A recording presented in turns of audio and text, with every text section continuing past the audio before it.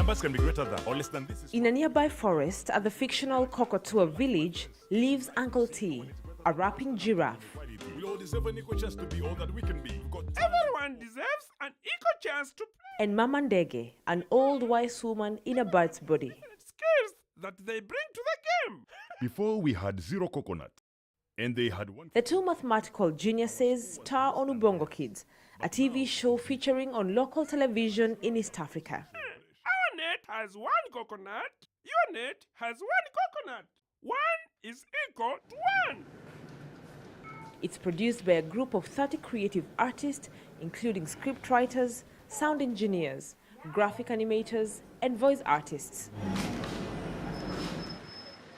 In this quiet building, located in the outskirts of Tanzanian coastal city of Dar es Salaam, is where their creative juices flow. They call themselves Ubongo, Swahili for brain.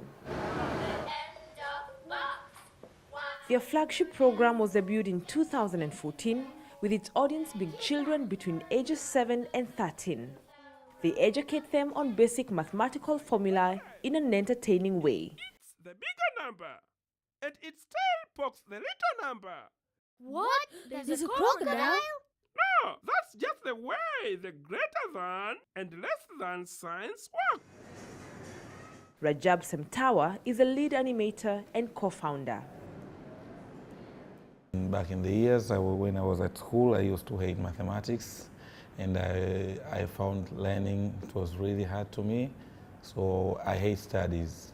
Most of the time I hate studies, but I used to like to draw much. So after I finished school, I came up with this idea. I thought of maybe doing maybe like a TV show, but just like a cartoon show.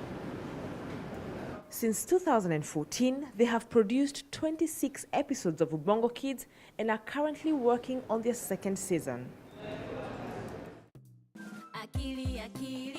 Akili and Me is another favorite for kids, targeted at those between 3 and 6 years.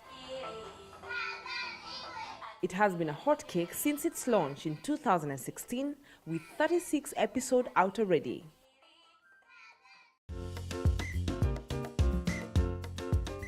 Akili lives at the feet of Mount Kilimanjaro, Africa's tallest mountain, located nearly at the border of Kenya and Tanzania.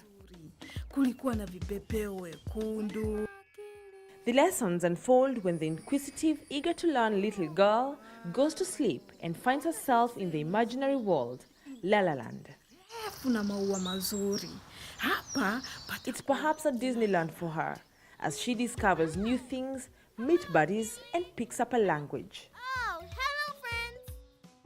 Akili amefurahi kuona rafiki zake happy. In La La Land, her friends include Happy Hippo, who is this beloved hippo who loves to learn as much as she can. She loves to read. She loves to teach new words. She loves to educate herself and educate her friends. And then there's Little Lion, who's a bubble of energy, a ball of energy. He's always jumping around, always ready to go on to the next adventure. He loves counting. He loves jumping up and down. So we give him the counting segment because it's like, okay, this is where you want kids to learn that maths is fun.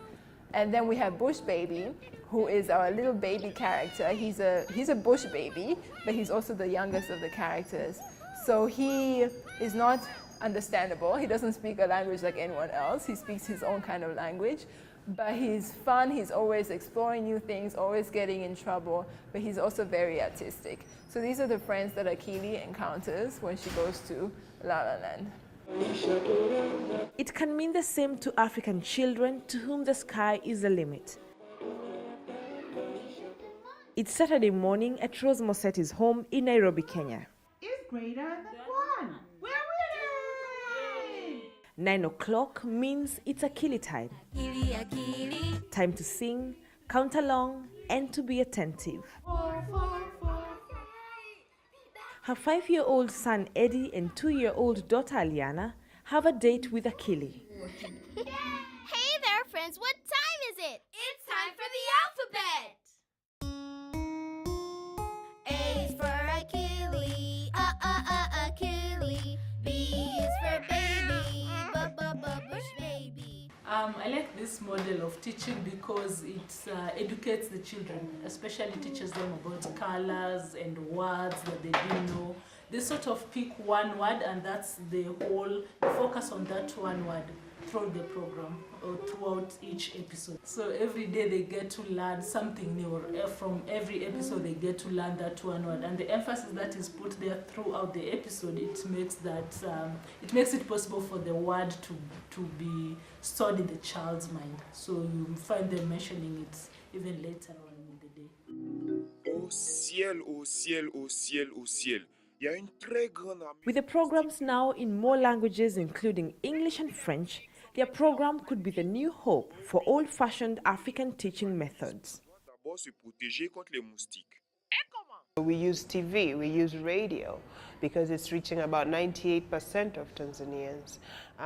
We go to rural, to villages in Tanzania, and we leverage screening centers where people go to watch movies or soccer, and we bring this educational content for kids there who may not have access may not have their own TV, or they don't own a TV, right? But they have access to one, or they don't even have electricity.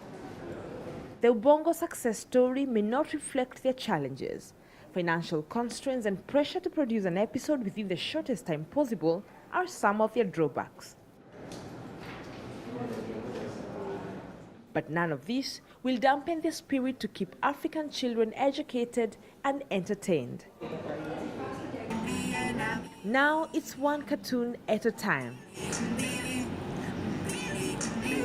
For parents like Rose Mosetti, this is a stepping stone to her children's educational breakthrough and an assurance they'll pass with flying colors. Than anyone else, we are equal and that's what counts.